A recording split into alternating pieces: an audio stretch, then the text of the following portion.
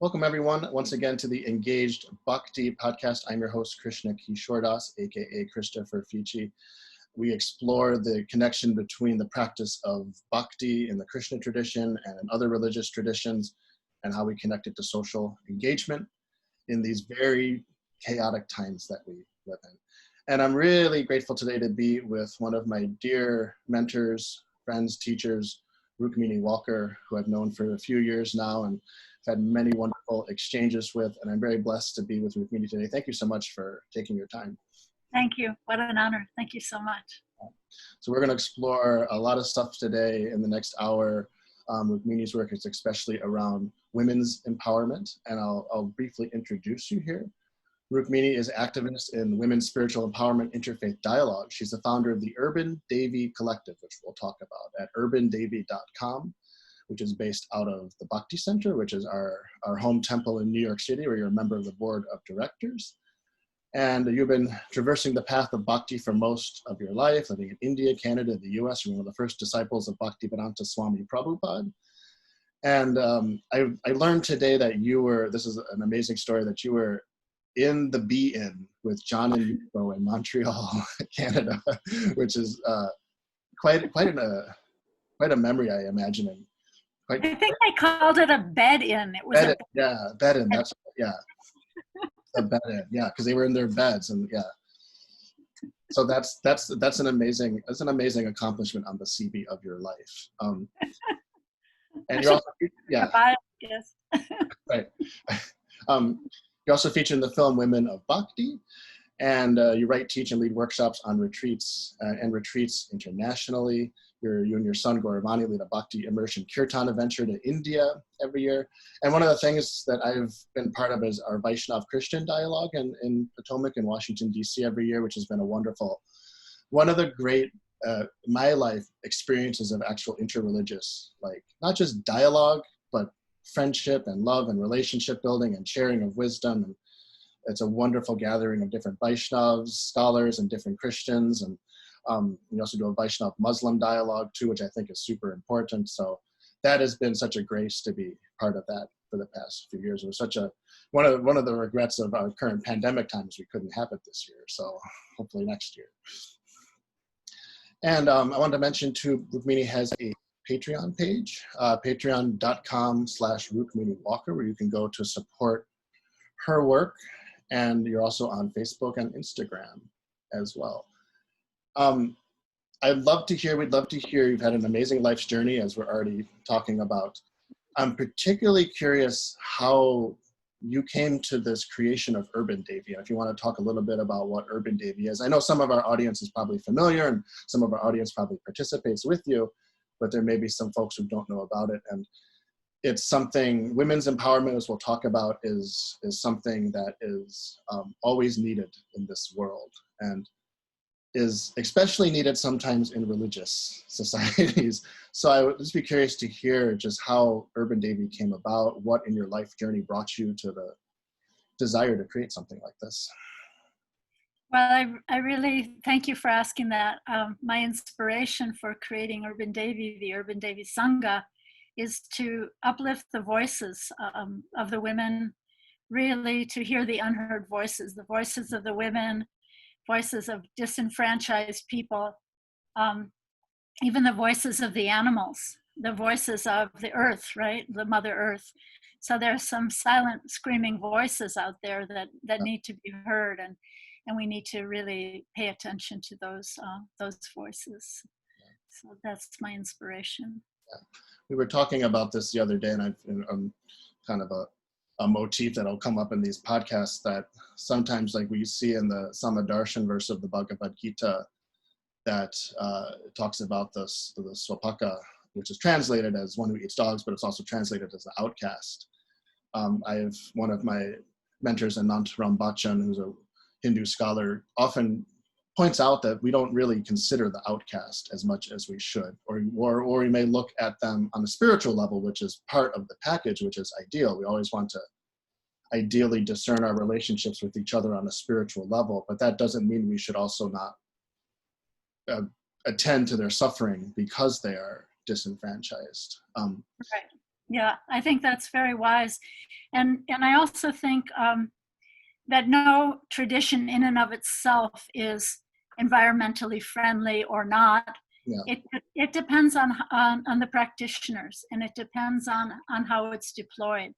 Like I know in our, we could have a battle of quotes, right? Depending on the view of the person who's speaking or interpreting. And I think of our Vaisnava Muslim Dialogue that we've had, I think for about 8 years in Washington, DC. And it's so interesting because if you look at the Quran, there are actually verses in the Quran that speak about violent jihad. Yeah. And there are other verses that the people in our dialogue like to point out as Islam is a religion of peace. Yeah. So, you could have a battle of quotes depending on the slant and the focus of the practitioner.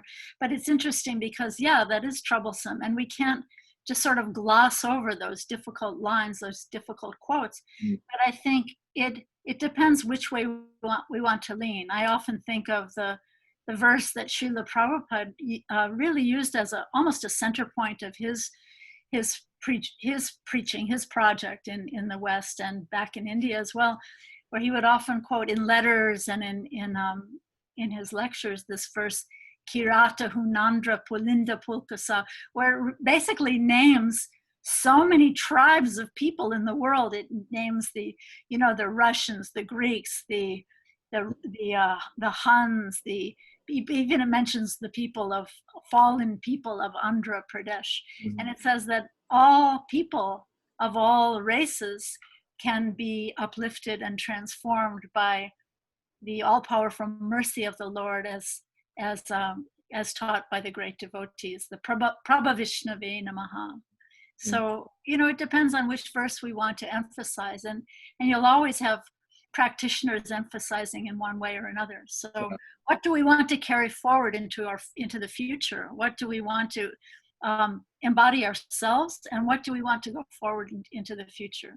Yeah, I think what I've so much appreciated from your work and your Sabha is this, and others too, as I think what inspires me is this capacity to not necessarily ignore like what I think the psychologist C.G. Jung would say, like the shadow side of our traditions. Like we have to acknowledge and continuously wrestle with those shadow sides. I mean, that's part of people who do, like myself, professional religious studies. It's a large part of the work is the kind of the critique, but it has to be constructive critique because it has to help us enhance that light, the side of light, and help us. Yeah, that's beautiful. I love that. Yeah, it's. I think there's a tendency in all of us when that shadow side starts to peep out, we want to just push it under the rug and not look and not see, but to really shine a light on it and see what can I learn from this?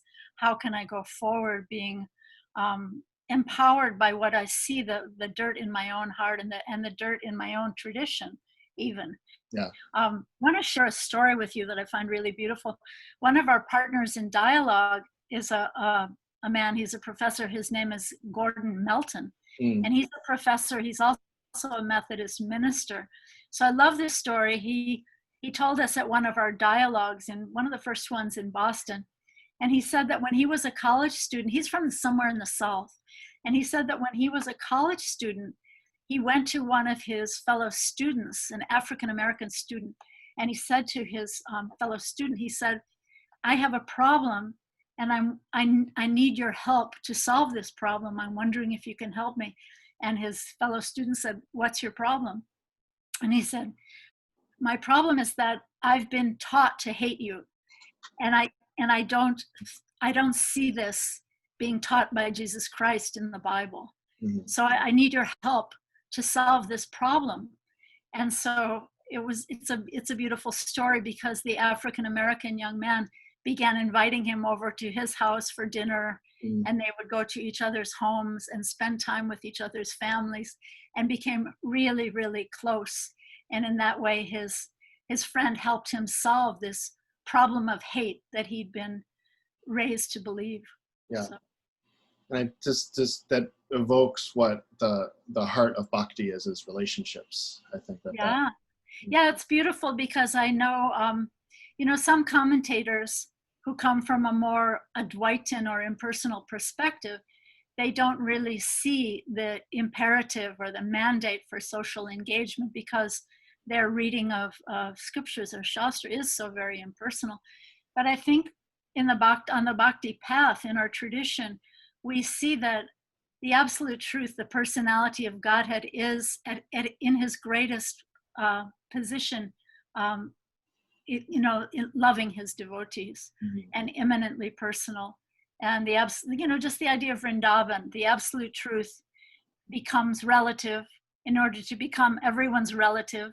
He becomes someone's son, someone's brother, someone's friend, someone's lover.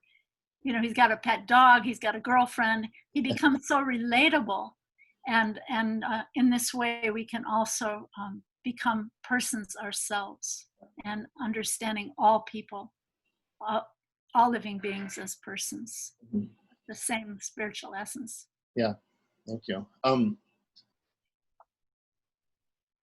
Obviously, I think most right-thinking people understand why there's a need for women's empowerment, both, I would say, within our society and within society in general. There's been such increasing awareness over the past half century about the plight of women in society, and there's categories like feminism and studies of feminism which come from certain contexts, especially in like the Western world, which aren't always necessarily applicable. You can't just graft certain feminist concepts onto like Dharmic traditions, for example. You have to have, something I've learned, you have to take a lot of care in doing that. But there's this increasing sense over the past half century, and even more so in this century, especially with the Me Too movement recently, that of how women have suffered in certain confines of society, and especially in religious societies too. So there's awareness that, and there's communities like you're creating with Urban Devi, which provide outlets and provide opportunities for women to become empowered. So I wanted to ask you, what do you mean by empowerment when you call yourself a teacher of women's empowerment, when Urban Devi offers this empowerment? Like, what does that really mean for for the women who want to attain that experience? Well, usually when we hear the term women's empowerment, it's talking about financial empowerment. It's talking about, smashing the glass ceiling and financial empowerment. But I use the term empowerment I always say spiritual empowerment. And I think that is all encompassing and includes everything. I believe that whatever gifts we've been given, they're not stereotyped. And those gifts are given by God, and each one of us is as unique as a snowflake. Mm-hmm. And whatever gifts we have are meant to be used in God's service. And there are gifts back to God. So, it's there in India, it's rampant in India, but in the West also goes all the way back to the time of the Greeks. I was reading something the other day in some Greek, very ancient writing, where someone was saying, well, we can't educate women because who will do the cooking and cleaning? I mean, obviously, and of course the slaves during the Americans, the 19th century, they were saying, if you don't let's not allow them to learn to read because they'll get ideas, right? So this is so disempowering to people.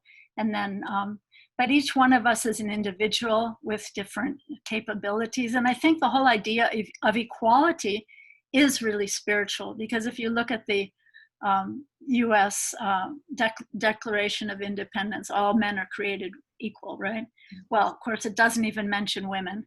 And men meant only men who own property. And of course, there was no question of a Black person. So really, in this world, if we look at it, I think there's always someone who is more beautiful than I am. There's always someone more educated, more talented, more everything, more or less. There's always gradations in every way, in every field. But spiritually, all the scriptures, especially the scriptures of Bhakti, talk about this spiritual equality, that we are all beloved parts and parcels of God, of Krishna. And it's so interesting because, I think of how Jesus Christ said, the meek shall inherit the earth. Yeah. So, well, what does that mean? Does that mean that I should stay, cowering in a corner and remain ignorant and silent? But it's really speaking about humility. And how can, there's a tension there, right? How can I go forward in the world using my abilities, using my God-given gifts and talents, but with all humility? So I think this is the path of bhakti in a very beautiful way to keep that tension. And in some ways there are, in our tradition, there are world renouncing tendencies, and there are also world affirming tendencies. And I think that tension is very healthy, because otherwise, if we just think, as some people will say, well, the world is a beautiful place, then we can become quite disillusioned when it's not looking so beautiful. Yeah. Right? But to understand that, like from the Gita, the world this place is temporary. It's God's sacred divine energy. Yeah. Right? But it's also a temporary place, certified by Krishna as a place of misery. So we can utilize the temporary to attain the eternal. Yeah. And in that way, understand, because another point is that, so in the field of social activism, there's a lot of burnout and a lot of hopelessness and a lot of discouragement when people try and try and try, and they feel like everything I'm doing, everything I've been working for my whole life I haven't achieved anything, and no one has.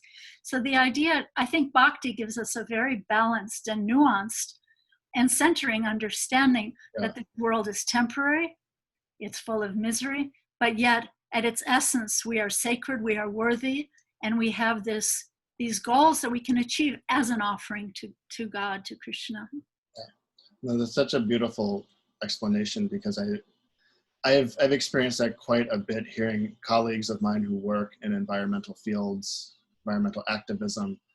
I had a friend who, I tell this story quite often, I might have told you this before, who worked for Al Gore's Climate Reality Project, and part of his work was basically like giving the Al Gore slideshow, where it describes, the rise of carbon emissions and the projected rise and what that might mean for ocean systems and biodiversity and climate refugees. And he told me after a few months of doing that, he became depressed, because there's a need to, and still in many contexts, to kind of provide the litany of woes, as we say. But even more so now, because again, in very much the same vein about just the increasing awareness around Black Lives Matter, women's empowerment, this deepening awareness around climate change.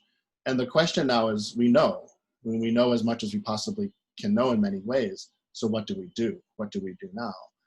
And I think it's been my experience, I know it's been your experience, that practicing bhakti helps us to become more aware of the suffering in the world and more committed to alleviating that suffering. But I don't know, I feel this, I think about this sometimes. I feel like I'm just like held in like the divine embrace through all of this, so that you can't really ever be hopeless. I mean, you can feel feelings of grief and sadness, frustration, anger even. But I don't know, it's just hopelessness is something that is a genuine emotion, but there's something about the practice of bhakti which helps us not to get stuck in it. Yeah, that's so beautiful. I love that. There's a definition of bhakti given by Ramanujacharya, I believe, where he says that bhakti is a softening of the heart. It's an offering of the heart. And it is upasana, or meditation, that's been saturated with priti, or love. So that's such a beautiful thing, that even if my offering is so tiny, actually a friend was quoting the other day, we had the passing of a very beloved godbrother, Bhakti Charu Maharaj, and he passed away due to complications from COVID in Florida recently. Before he left India, he said to one of my friends, who was very close to him since the time she was a child, and he turned to her and he quoted a verse from Rabindranath Tagore, not of our bhakti tradition, but from Bengal. Yeah. And he said, let's see, the setting sun said to the little clay lamp, who will help me with my mission? And the little clay lamp said, "I will try, my master." Mm.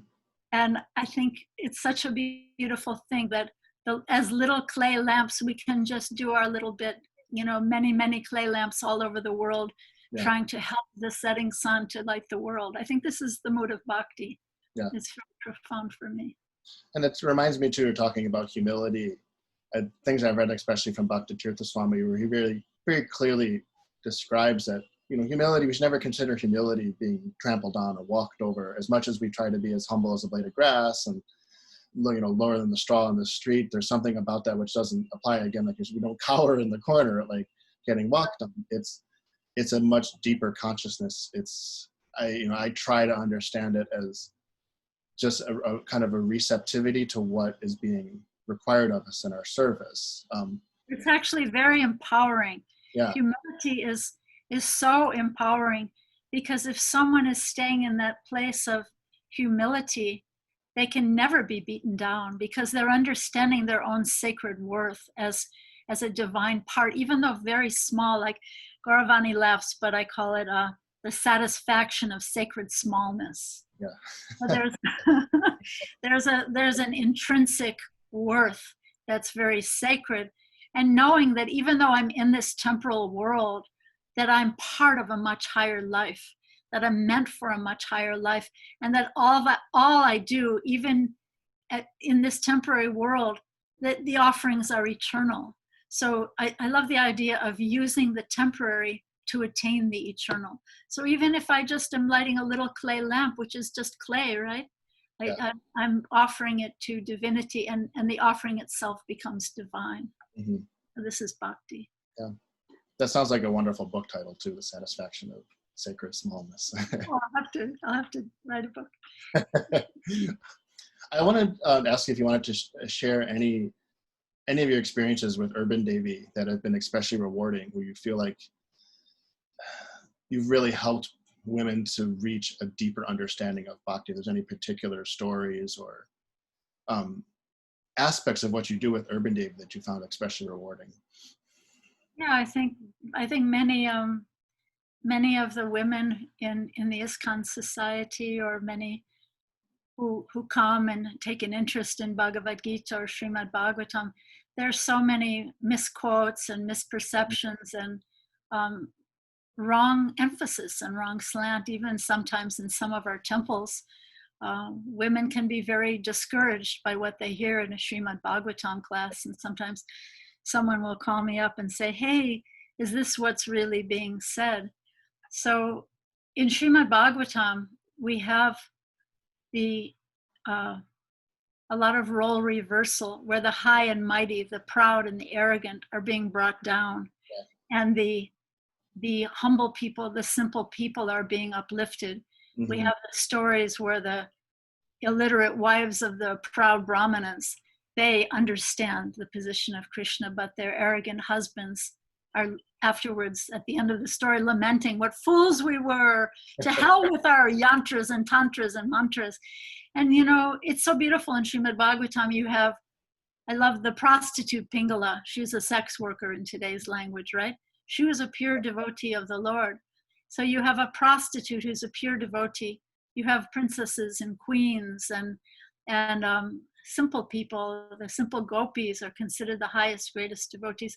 But sometimes even in our temples, we have people emphasizing a kind of a karma kandya, kind of a caste consciousness, that's something they dig up from texts that are not really applying to our modern world and to our future world. Yeah. So we have to see what works for us today, and what will we carry forward into the future. Otherwise, it can be a ridiculous battle of quote against quote against quote, which leaves everyone unsatisfied. Mm-hmm.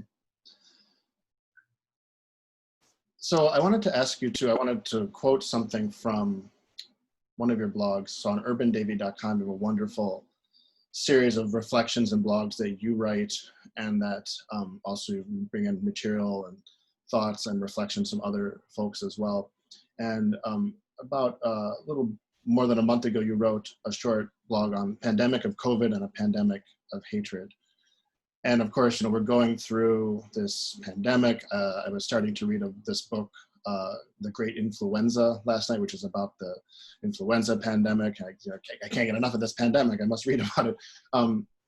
But also at this time when we were writing this, we had unfortunate the murder of George Floyd, and which catalyzed a revival of the Black Lives, or not a revival per se, but really made the Black Lives Matter movement very clear to many people, including many devotees. And I'll read this passage, and then I have a question about embodiment, because embodiment is something which is a constant challenge for us in our bhakti practice. So you write, today so many are suffering and so many are dying. 100,000 Americans, now many more, have now died of the COVID virus. So many others are working to relieve suffering as doctors, nurses, and other care workers. To live in Dharma, I can act to diminish my own suffering by trying to relieve the suffering of others, not by compounding them. Scapegoating others for my own suffering is an act of cowardice. Today I received this message from a devotee friend, a woman of color, who is also a mother. I tell you philosophically, I can understand that I'm not this body. However, when I see this ocean of hate and violence, my mind, my heart, my intelligence, my whole being is disturbed. I can see the deep sadness in my children's eyes. There are no words I can use to assure them of their safety. As they leave the house for routine walks or just to hang out with their friends, I give them a page full of instructions telling them how to shrink their existence so as to not make people who are threatened by their black skin uncomfortable. It is appalling. My son says he refuses to accommodate other people's sickness projected onto him. And that made me think of this conversation I'm constantly having with different devotees about that very first fundamental teaching in the Gita, that we are not the body, right? And this is a teaching that is so empowering, so liberating. When one considers, you think about philosophers who think about death, Ernest Becker's book, The Denial of Death, when you come to this understanding that you're more than this mortal frame, it's so empowering and so liberating. And it can take you immediately to a very high plane of understanding. But I think the challenge that many of us are facing and the tension that we feel is that coming to this higher plane of understanding means we become a little bit too uprooted from the reality of the world. And we often hear this, and we can see this in conversations that might occur on social media, that the arguments will be, we're not the body. Why should we worry about Black Lives Matter? Why should we worry about racial issues, gender issues? Why should we even worry about the planet, I've heard. And I wanted to ask you how we reconcile this, that we understand that we're not the body, but that we understand that also embodiment is sacred, and that people are sacred within their bodies, and that we must try to relate to them on a level that is relevant. Like, how do we do that effectively? How do we do that without also not compromising this essential teaching that we're not the body? This instruction, this initial teaching of Bhagavad Gita in the second chapter, and if you listen to lectures of Srila Prabhupada, he's always talking about this again and again and again, all the time. So this idea that I am not this material mortal body, it's an inward facing meditation. Mm. It's a meditation for myself to think about deeply. It's not meant to be a weapon to be deployed at other people. Like if someone is being held down and saying, I can't breathe, mm-hmm. Should we say to him, oh, you're not this body? You're not this body? No, that would be insane and cruel and heartless. Mm-hmm. So in fact, the Bhakti scriptures teach that we are Atma. So what is Atma? Atma means the body, the mind, the emotions, the intellect, fully integrated. Yeah. With all of these parts of self fully integrated, I can take each step forward to Krishna. Just like this philosophy or theology of the law of karma, I think it's often misunderstood and deployed as a weapon to blame the victim. That, oh, this is your reaction, this is your karma. But really, it's meant to be an internal meditation on action, first of all, not reaction, but first of all, action. What are my actions? And how can my actions come to the place of engaging in yoga? How can my work, my action, my karmic action become karma yoga and become more selfless? And even going to the point of making it an offering and turning it to bhakti yoga. So Gandhi spoke about this as the essence of Bhagavad Gita, that this is really, the karma yoga is what's given in the Gita. And then I think our teachers take it a step further, that this is a journey of the soul, right? Our journey through this world is a journey of the soul. The body is a coat, the mind is like lingerie, right? I'm wearing something underneath my coat. So this is the journey of the whole Atma, and everyone's journey is meant to be honored, and our own actions are meant to become selfless, so that Dharma will flourish, so that there will be harmony in the world. This is righteous action, and this is the true journey of a soul on the path of bhakti. We've talked about how Bhakti is kind of the heart of Bhakti is relationship interconnectedness. This is something, for example, when people who study ecology always come to this realization, and they come to it from, you could say, from like the humanities side and also the scientific side, where there's a realization that we are always dependent on other beings, always dependent on for our life, we are dependent on other living beings. Life is dependent on life. And I think this really, evokes what Krishna has meant this universe to teach us, ultimately, is to return to this sense of relationship. This is something that, my teacher, your god brother, Rabnath Swami, talks about continuously. This is like one of the key themes of his, whenever he gives lectures at the Bhakti Center, he's always talking about community and relationship. And that's some of the work that I've done. Also, my doctoral studies, like, what does it mean to have community? And we've, ISKCON and our Sanghas have gone through quite a journey for the last 50 years or so. And I'm wondering if you wanted to share some lessons or some wisdom around community building and what that means, because this is how we're going to, always on a basic level, how we survive and thrive in this world, but in a time in which it feels very apocalyptic. And I say that word in the sense that it feels, apocalypse really means a revealing, a revelation, an unveiling. So, even where we were at the beginning of this year is no longer a world we'll ever be able to go back to. It's always a new time, but it's especially new now. And for devotees who are struggling to find community, like, what has been some of the most fundamental lessons and wisdom that you've learned over the years, and also from our teachings, that help us to actually really grasp that sense of community?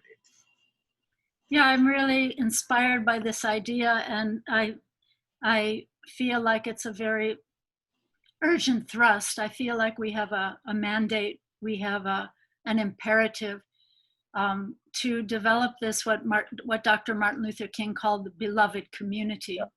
So I feel very inspired that this has to be foremost focus in our lives. And what does it mean? It means to be all inclusive, even beyond the civil rights movement's concept of a beloved community, because it talked about an inclusive human community.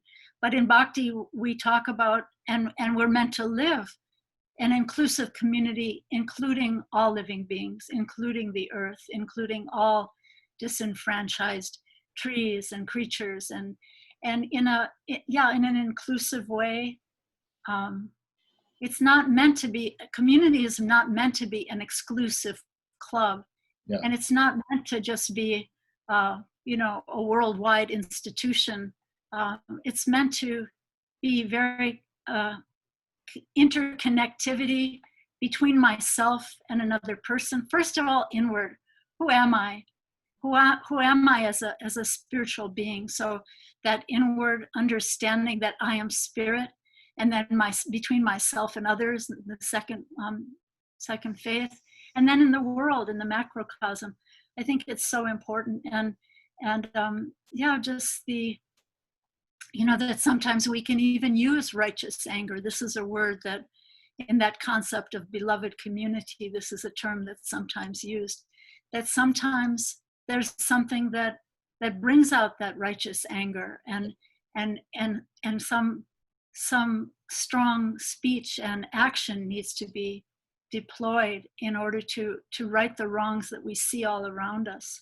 And to do that in a way like this idea of Devi, this Urban Devi idea, like what is a Deva or a Devi? It's a celestial being who, they say when the Devas come to earth, their feet don't really touch the ground. So to be able to act in the world as an engaged bhakta, someone engaged in the spiritual path, but yet not getting mucked up in the modes of nature. So when rainwater falls from the sky, it's pure, and as soon as it touches the streets of New York, it gets mucked up. So to be like a celestial being acting in a human context, acting to help Dharma flourish, and to help this interconnectivity between all living beings. And I really think if we want to work for environmental protection, for a fair and true ecology, for the benefit of the earth, we have to really begin to look at the woman in the mirror, right? We have to really get rid of the dirt in my own heart and see how can I make a change in order to evoke that change between myself and others and in the world. And yeah, I think it's just so important. I also wanted to say that, in the Christian dialogues we have, I know the Christians always have some kind of a trusted friend or counselor or mentor. And I think sometimes on the path of bhakti, although we have a directive from Rupa Goswami to those 6 exchanges of love, to give a gift in charity, to receive a gift, to give prasad, to accept an offering of food, and to reveal our hearts in confidence, and to hear someone else reveal their heart in confidence. I think this is urgently important, because sometimes devotees are so guru focused. Oh, my Guru Maharaj, when's he coming? All of this. But sometimes to have a trusted friend, not even a senior devotee, doesn't have to be a senior devotee, just someone you can share your aspirations with, is urgently important. And I think this will help us to sort of integrate, to become fully integrated people on the path of bhakti, so that our public persona and our private persona are the same. That I'm a serious spiritual aspirant, and I'm trying to take each little step forward. Right. I appreciate this understanding that you've said about how the microcosm of ourself affects like the macrocosm of reality. It's something like, if someone asked me to define ecology, of course I talk about earth ecology, but ecology is really, it comes from the same prefix eco that we use in economy. It comes from that Greek term oikos, which means the household.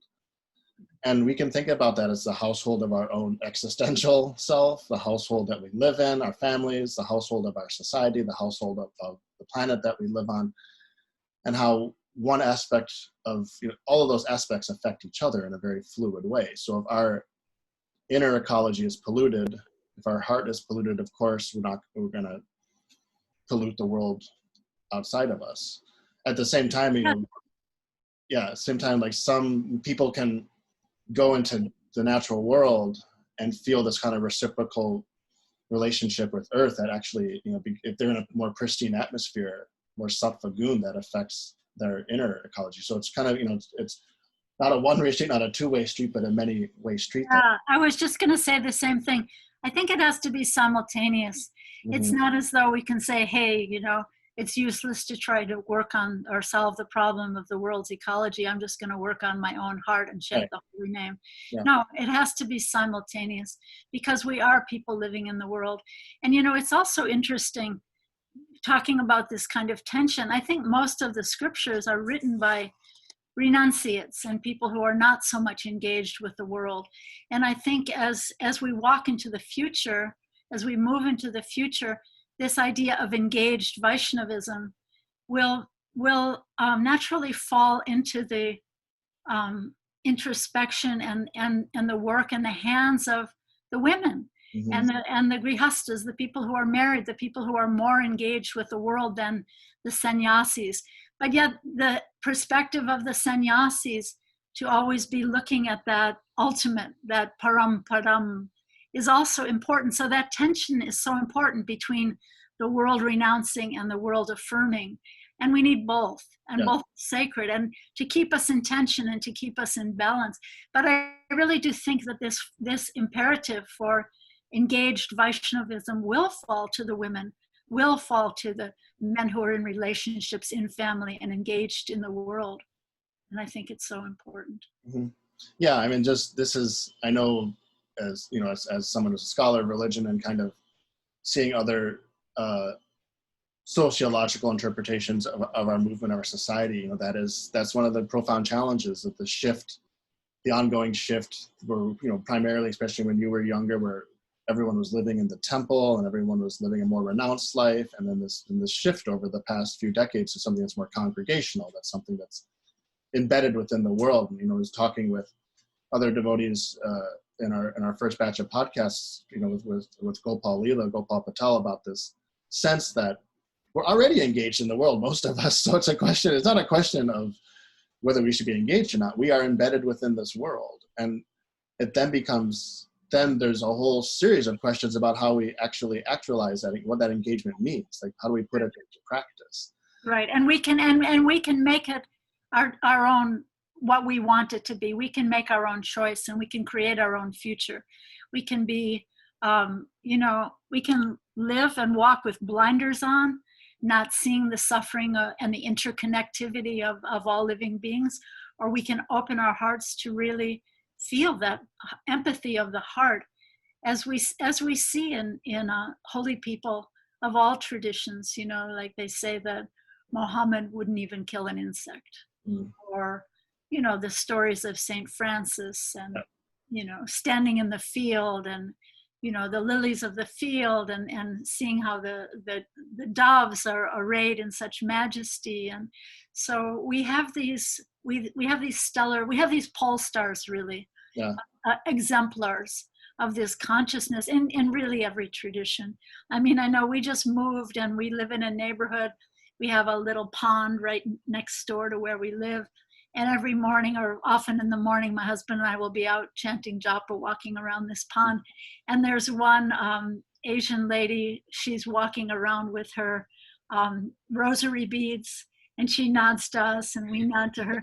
There's a Buddhist lady, she's got her little Buddhist beads, her small ones. Yeah. And it's so amazing. And I mean, I've had this experience sitting on an airplane that I look over and there's a Muslim man sitting next to me with his little beads, and I have my beads.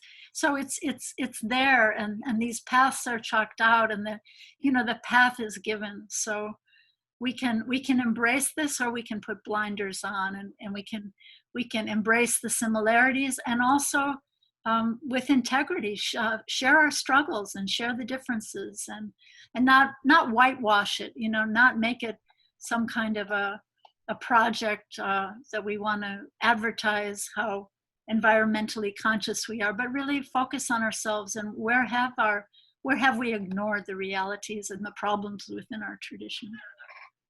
You mentioned St. Francis. That reminds me, Satyaraj Prabhu has pointed this out, the similarities between those stories of St. Francis preaching to the birds, telling the birds to sing to God, and it's very much like Chaitanya Mahaprabhu's the Jharkhand forest, when he's in the forest dancing and the deers and tigers are kissing. So that's one of my favorite CC verses, which just describes, and then they kissed, the deer and tigers.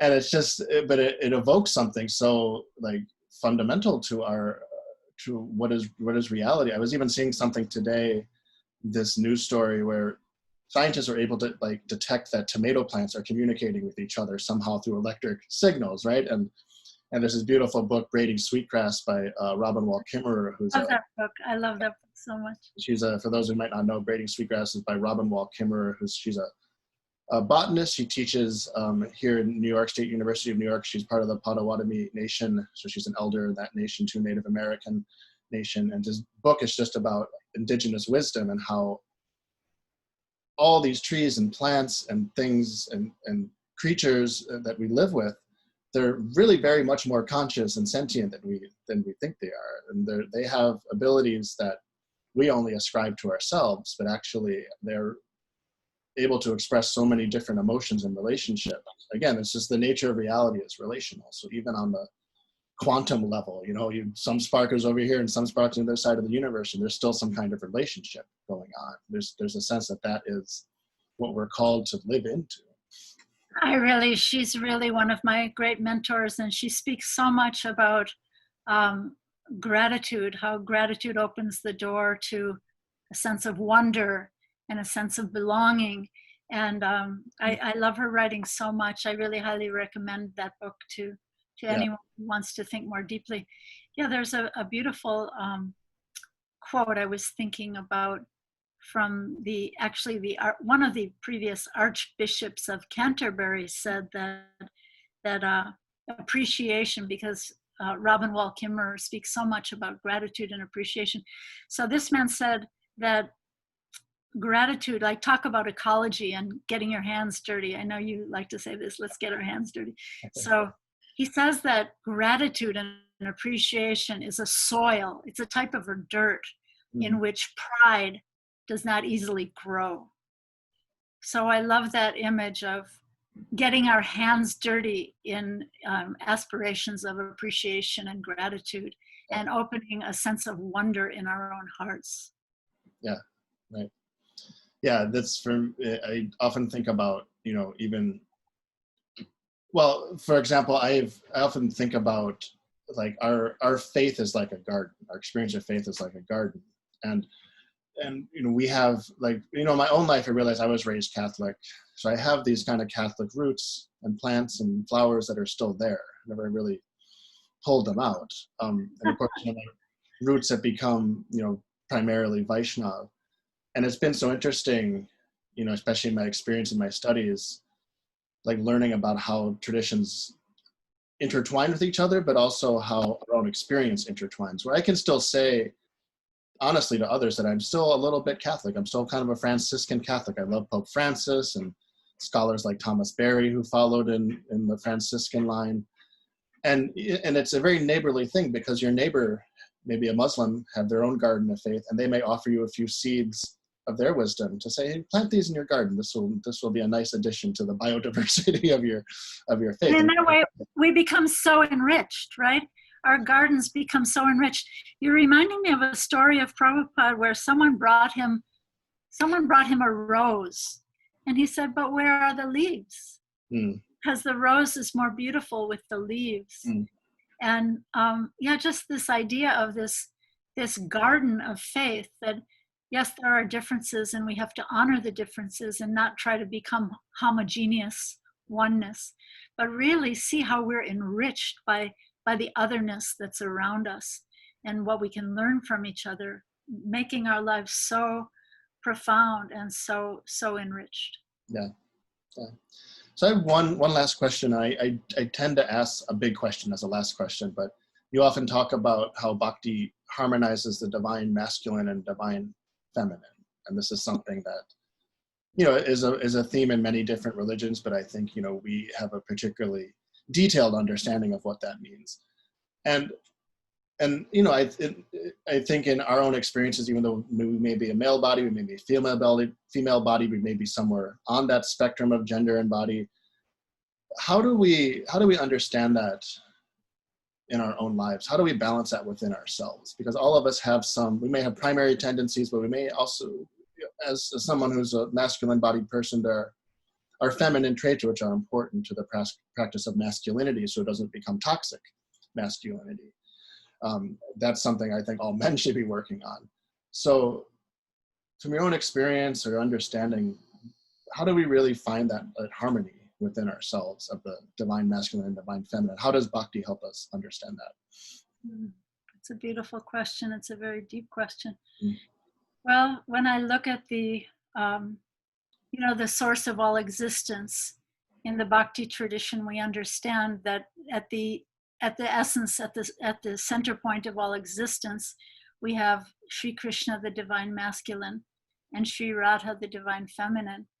And then they're expanded in so many other forms: Sita Ram, Lakshmi Narayan, Shiva Parvati, and so many goddesses of the world. But it's so interesting that sometimes, or most times, Lord Krishna is most attracted to Sri Radha when she is a little bit leftist, when she is a little bit feisty, and not so submissive, right? And then we have the beautiful image of Lord Krishna with his peacock feather dragging on the floor, bowing down to Sri Radha as he crowns her as the queen of Vrindavan. So, it's so interesting. Sita Ram, like Sita Devi, we think of her as this very sort of, in the world, perhaps she's portrayed as a very weak victim of Ravana, but in fact, she was so strong and speaking truth to power, right? She spoke truth to power to Ravana, that you will be because of what you've done, you will be destroyed, and your dynasty will be destroyed. And so the strength in that femininity, and then the softness in the masculinity, I think is very sanguine. It's very beautiful.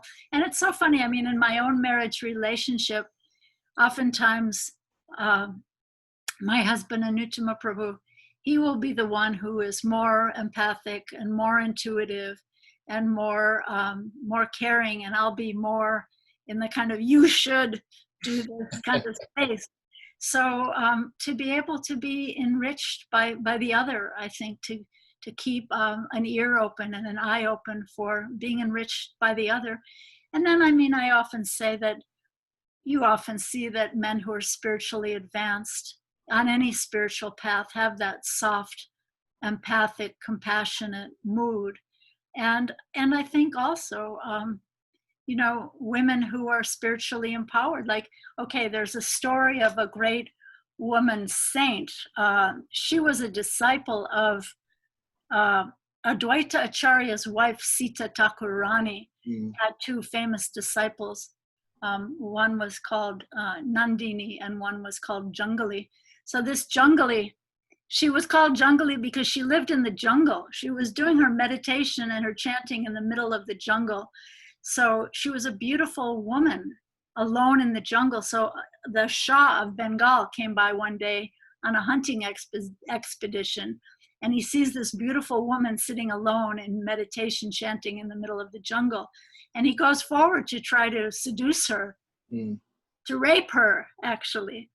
And when he approaches her, he sees that she becomes a man, actually. And he's bewildered. So he sends his female guards forward to examine her. Is she doing some mystic tricks on me? Is she a man?